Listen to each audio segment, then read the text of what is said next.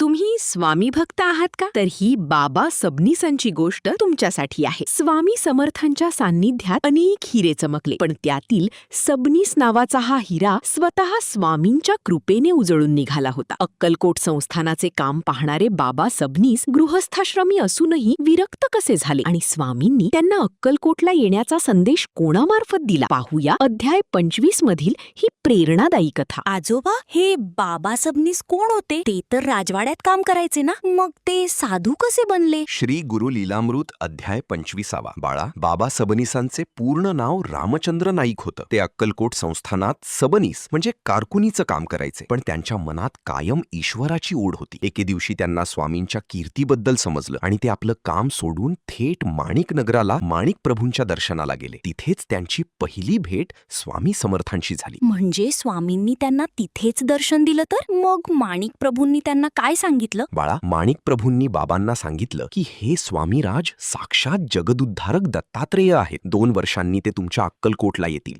तेव्हा त्यांची सेवा करा, तुमचं कल्याण होईल. हे ऐकून बाबा अक्कलकोटला परतले आणि जेव्हा स्वामी तिथे आले तेव्हा त्यांनी अहोरात्र स्वामींची सेवा केली. बाळा, बाबा सबनीस फक्त सेवाच नाही तर ज्ञानाचा प्रसारही करायचे. त्यांनी स्वतःच्या हाताने 100हून अधिक भगवद्गीतेच्या प्रती लिहिल्या आणि त्या मंदिरांना अर्पण केल्या. ते कायम गुरुराज गुरुराज असा जप करायचे. स्वामींच्या कथा सांगताना ते इतके रंगून जायचे की त्यांच्या डोळ्यातून प्रेमाश्रू वाहू लागायचे. आजोबा, मग त्यांचं शेवटचं दर्शन कसं झालं? बाळा, बाबांनी गृहस्थाश्रमात असूनही स्वामींच्या कृपेने जीवनमुक्ती मिळवली होती. एके दिवशी माध्यान्ह समयी मुखाने हरीचं नाम घेत त्यांनी अगदी शांतपणे आपला देह सोडला. स्वामींनी अशा अनेक भक्तांचा उद्धार केलाय. या अध्यायाचा लेखक वामनबुवा वैद्य हे स्वतःला बाबा सबनीसांच्या चरणी अर्पण करतात, कारण त्यांच्यामुळेच ही गुरुलीला जगासमोर आली. बाबा सबनीसांसारख्या निष्काम भक्ताने दाखवून दिले की प्रपंचात राहूनही परमार्थ साधता येतो. स्वामींची ही लीला आणि भक्तांचा हा प्रवास असाच सुरू राहणार आहे. काय घडणार पुढे? पाहत रहा आजोबांच्या गोष्टी, सीझन 18, आजोबा,